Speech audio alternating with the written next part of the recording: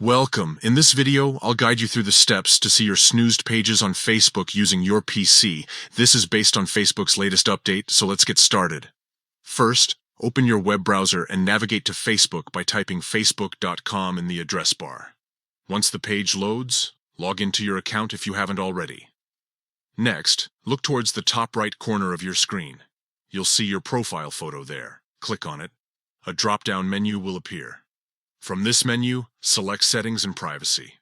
Once you're in the Settings and Privacy section, look for an option labeled Content Preferences and click on it. This is where you'll find all the tools to manage what you see on your Facebook feed.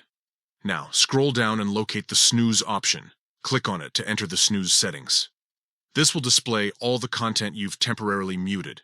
To filter out everything except pages, focus on the search bar at the top of this section. Right next to it, there's a drop-down menu. Click on that and select Pages Only from the options provided. And that's it. You'll now see a list of all the pages you've snoozed. From here, you can review them or make changes as needed. Thank you for watching. If you found this guide helpful, don't forget to like and share this video. See you till next time.